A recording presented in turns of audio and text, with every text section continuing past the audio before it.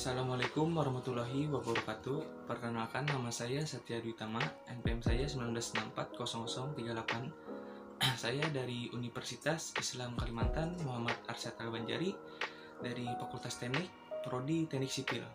Saya di sini akan sedikit menjelaskan tentang sejarah Nabi besar Muhammad SAW. Mari simak video pembahasan berikut ini. Ya, di sini saya akan sedikit menjelaskan tentang sejarah Nabi Muhammad SAW. Mari ke pembahasannya langsung. Kelahiran Nabi Muhammad SAW menurut pendapat yang paling kuat, Nabi Muhammad SAW dilahirkan pada hari Senin malam 12 Rabiul Awal di Makkah, bertepatan dengan awal tahun gajah. Nabi Muhammad dibesarkan di Makkah sebagai anak yatim karena ayahnya Abdullah wafat di Madinah 2 bulan sebelum Nabi Muhammad SAW lahir. Pada waktu itu ayah Nabi Muhammad sedang berdagang di Syam dan singgah di Madinah dalam keadaan sakit. Kemudian wafat di rumah pamannya dari Bani Najjar. Saat itu ayahnya tidak meninggalkan apa-apa kecuali 5 ekor unta dan sahaya perempuan. Muhammad adalah seorang nabi dan rasul terakhir bagi umat muslim. Muhammad memulai penyebaran sejarah ajaran Islam untuk seluruh umat manusia dan mewariskan pemerintahan tunggal Islam. Muhammad sama-sama menegakkan ajaran tauhid untuk mengesahkan Allah sebagaimana yang dibawa nabi dan rasul sebelumnya. Bisa lihat kelahiran,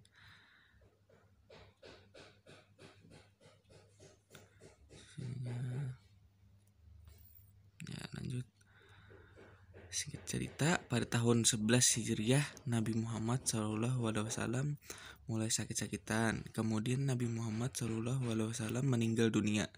Jenazah Nabi Muhammad SAW baru dimakamkan setelah selesai ditetapkan dan di baitnya Abu Bakar menjadi khalifah mengganti beliau, yaitu menjadi pemimpin kaum muslim. Bisa kalian baca untuk mempersingkat waktu. Lanjut, perjalanan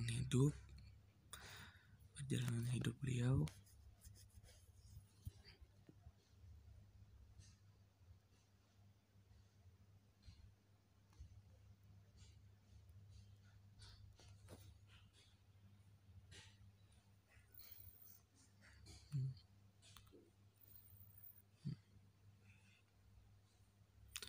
Nabi Muhammad merupakan tokoh penting dalam sejarah agama Islam. Bahkan dapat dikatakan seluruh umat muslim pasti sudah mengenal sosok Nabi dengan segala kebaikan dan kerendahan hatinya. Beliau pun disebut sebagai utusan Allah yang menjadi tauladan seluruh umat muslim di dunia, baik dari zaman kenabian hingga zaman modern saat ini. Nabi Muhammad sendiri merupakan nabi paling akhir yang diutus Allah untuk menuntun umat dunia. Perjalanan Nabi Muhammad, jangan baca.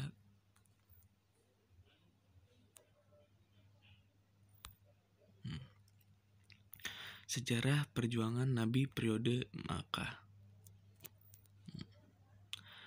Adapun saudara atau sahabat masuk Islam pada waktu dakwah secara sembunyi-sembunyi, di antaranya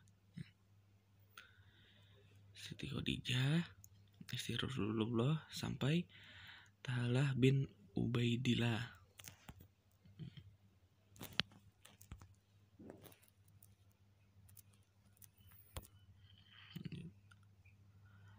Namun bukan mereka menjadi murtad, akan tetapi semakin kuat iman mereka terhadap ajaran Islam, sehingga kaum kafir Quraisy semakin geram.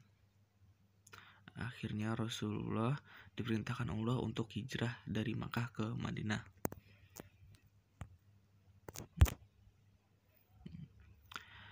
Lima pelajaran berharga dari Rasulullah SAW yang akan mengubah caramu melakukan perjalanan.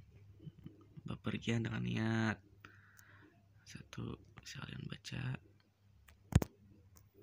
2. Perjalanan dengan menemukan ilmu pengetahuan.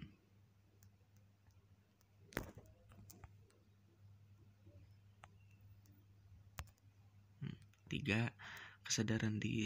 Kesadaran tinggi melakukan perjalanan.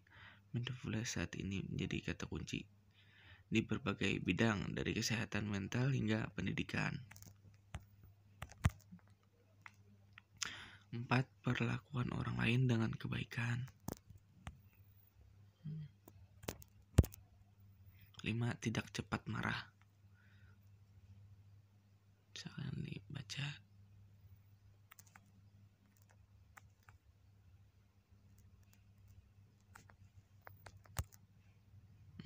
Kesimpulan, berdasarkan paparan di atas, maka dapat disimpulkan bahwa Nabi Muhammad SAW adalah Nabi terakhir yang diutus Allah untuk membimbing kembali umat manusia yang telah menyenceng dari fitrahnya. Bisa kalian baca untuk bersingkat waktu. Ya, demikian yang dapat saya jelaskan sedikit tentang sejarah Nabi Muhammad SAW. Terima kasih. Berikut tadi penjelasan sedikit tentang sejarah Nabi besar Muhammad SAW. Mohon maaf apabila ada kesalahan.